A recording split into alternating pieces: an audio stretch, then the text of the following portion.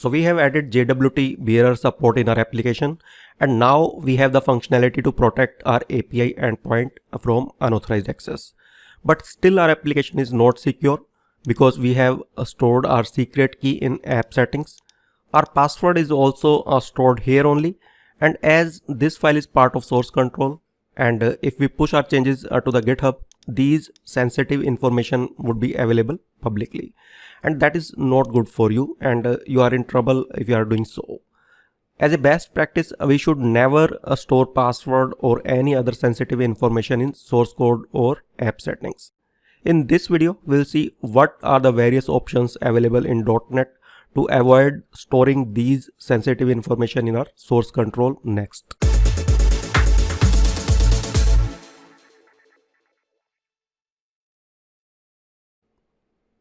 If we are just worried about pushing these secrets on GitHub, the easiest way is to add this file to the gitignore file.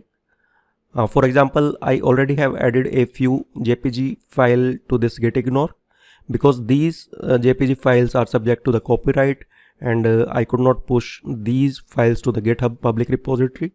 Similarly, if we do not want our app settings to be published on GitHub, we can add app settings.json here.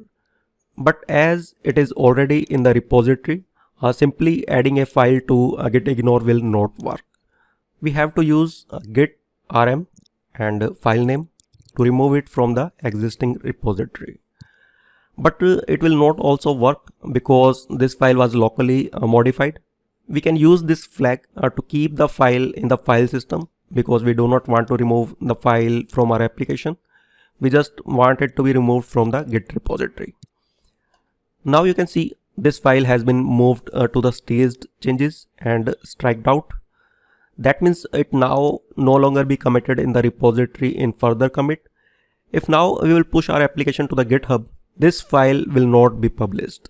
So this is one way to avoid pushing these secrets on GitHub, but we cannot totally ignore this app settings.json file, and there are a lot of other settings that we would like to share between different developers. If you are the only developer in your team, that would be okay, but it is not a good solution if you have a distributed team. So let me unstage this change and see what other options we do have in .NET. .NET provides various different options to store only secrets and sensitive information in different places that will not be the part of source control. And for other non-sensitive information, we can keep this app setting that can be published on GitHub and can be shared between different developers. To store these secrets during development, the common approach are to store secrets in environment variable, or we can use the ASP.NET Core Secret Manager tool. These options are not super secure and the key are not encrypted, but it provides an easy way to avoid storing secrets in our project config file and having to remember to add them to the source control ignore list. We cannot use secret manager in the production environment, but we can use environment variable in the production as well. But be aware, environment variables are usually not encrypted, so anyone with access to the system can read them. Also, if you need to change the environment variables, you will need to restart your application in order to read the new values. Microsoft provides a more secure storage for production that is called Azure Key Vaults. This is a cloud-based service.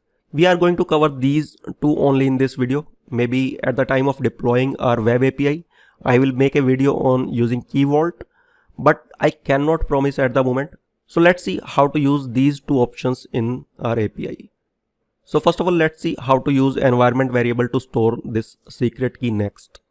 So if you want to store this key in the environment variable, we can use the setx command in the terminal window. To differentiate these environment variables, .NET Core provides us an option to prefix the variable with .NET underscore or ASP.NET Core underscore. Although it is not mandatory to prefix any variable, I will let you know why it is good to use this prefix in this video later. So let's use ASP.NET Core underscore as a prefix, app settings, and to make this hierarchy we can use colon, and then we can provide key names. But if we are using Mac or Linux, the colon will not work. So better we use double underscore, as it will work on most of operating system, and set its value here.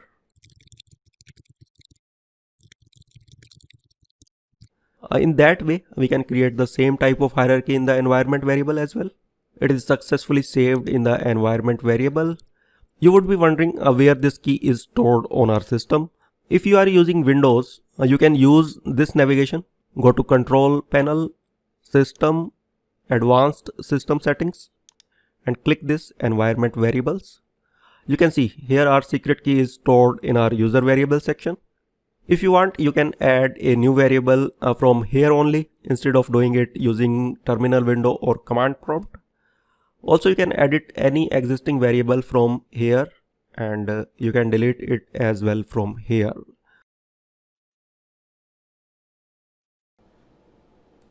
Now we can remove this key from here, and our application will pick this key from the environment variable. But we need to restart VS Code to get the environment variable refreshed. So if we run our application and try to call this login endpoint,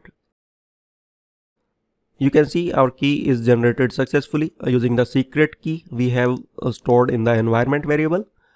To verify if it is actually being used from an environment variable, let's replace this key value to the very small size. Our application should throw an error of key size because key length is not valid.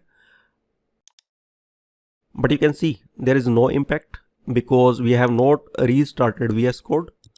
So let's restart and rerun the application.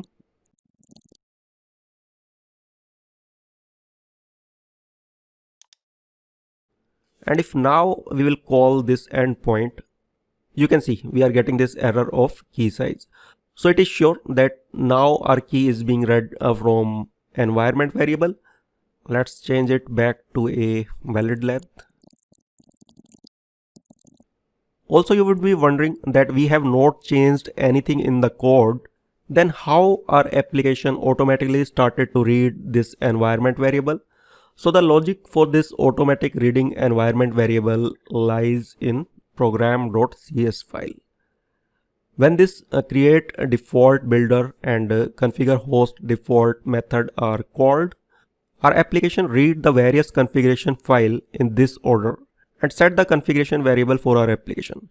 And if any of these configuration file has the same variable name, that value is overwritten. So understanding this ordering is very important for you. I remember banging my head for hours when I was not aware of this configuration loading order, and someone has changed the environment variable, and I kept searching why my application was misbehaving while all of my app settings were correct. My app settings were overridden by the environment variable, and I had no clue at that time why it was happening. So I thought to share it with you so that you guys do not have to go through that phase if you encounter such a problem. So we have used this ASP core prefix to define these variables. .NET Core automatically remove this prefix while scanning through the variable. You can define the variable without any prefix as well. But what if you are using a shared server and someone else has already used the same name of variable that you have used in your application? Let's suppose this is a shared server and someone has used this variable name with the same hierarchy. One option in that case is that you rename this key to something else that is not used by someone else.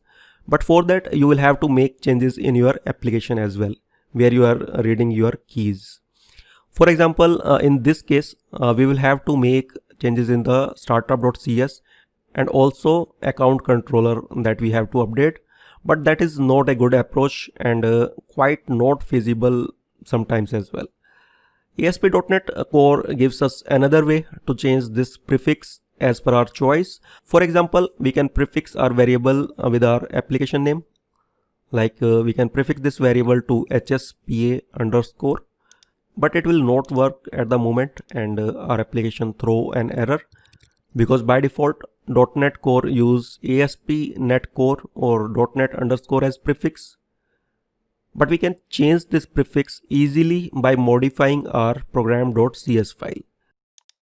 We can use configure host configuration extension method, where we can add a delegate function. This function get configuration builder as parameter that we can use to override the default by using add environment variable method, and we can set the prefix parameter to our own choice. Let's set it to HSPA underscore in our case. If now we will run our application, it should get the key that we have defined with HSPA underscore prefix.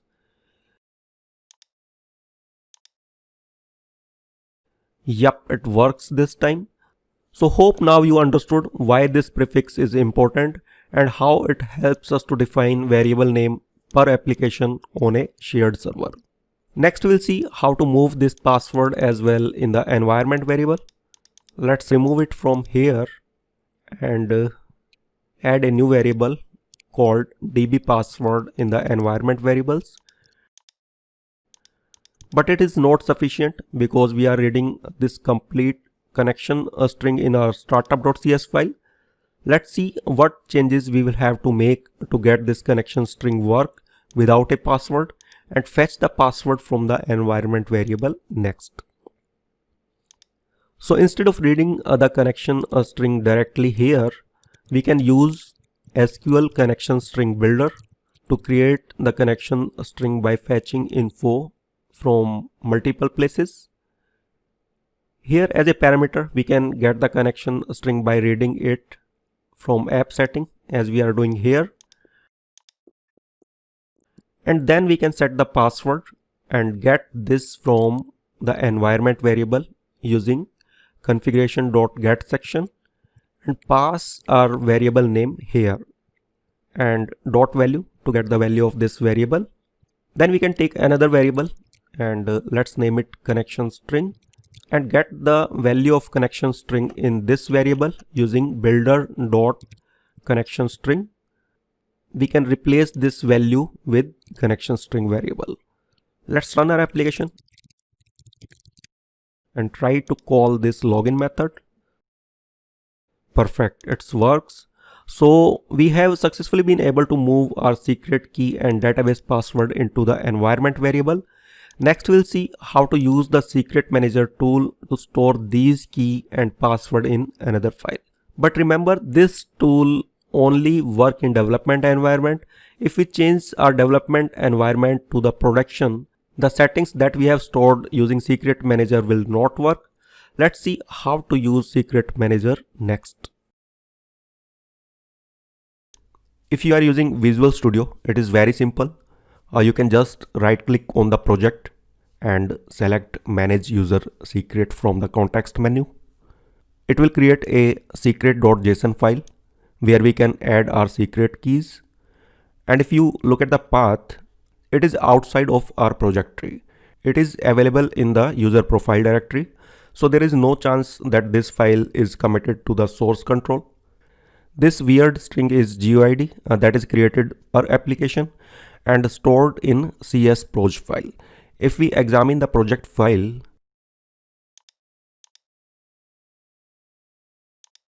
you can see a new element user secret ID is added here with this GUID. So if we have multiple application, this secret.json file is stored in a unique folder name. In this file, we can add the required key like this. We do not need to prefix ASP.NET Core here as it is a unique file for different applications. We can add multiple key value pair separated by comma in this file. And after adding the required keys, we can remove all those settings from the app settings.json file. And our application will start to pick settings from secret.json file automatically if we are running our application in development mode. In VS Code, it is a little different. We need to use .NET CLI to generate this file. And we need to run this command on terminal window. .NET user secret init. Make sure you are running this command in your web API folder. This command adds this user secret ID in your csproj file that we have seen in Visual Studio. You can see this new element is added here in property group, and with this name a folder is created under user profile where secret.json file has been generated. We already have seen that where this file is generated, but if you are using Linux or Mac, this file will be generated under this path. So this tool provides us more commands. We can use this list command to list the different secrets that are available in our secret file. But at present there is no secret in our file. We are getting this error message, no secret configuration for this application. Let's add our secret key here. We need to use .NET user-secrets set, and the first parameter will be the key. We have used prefixed in environment variable to make it unique, but a secret.json file is unique per user and application. It is stored in a unique folder. We do not need to use a prefix here. And we can use colon here instead of using double underscore to create this hierarchy. And the second parameter will be the value of this key. So the key is successfully saved. Let's add db password as well here. And if now we will run this list command, we will get a list of secrets we have added in this file. Let me rename this environment variable to check if our API read the secret key from the newly created secret file. Let's restart the VS Code and run the application.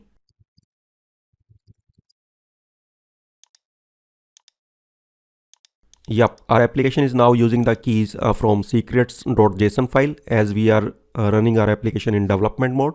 So this is how you can use this user secret tool if you are in a development environment. And if you change the environment to the production mode, our application will start to get the configuration variable from the environment variable automatically. I found it beneficial when I need to keep switching between production and development mode for some testing, because keys are usually different for production and development environment. In that way, I do not need to keep my keys changing to test the different environments. Hope now you have a clear understanding of how to use secrets in your application. Next, we'll see how to encrypt this password in the database so that even if someone gets access to our database, then also he should not be able to use that password for login. So see you in the next video. Stay tuned. Bye bye.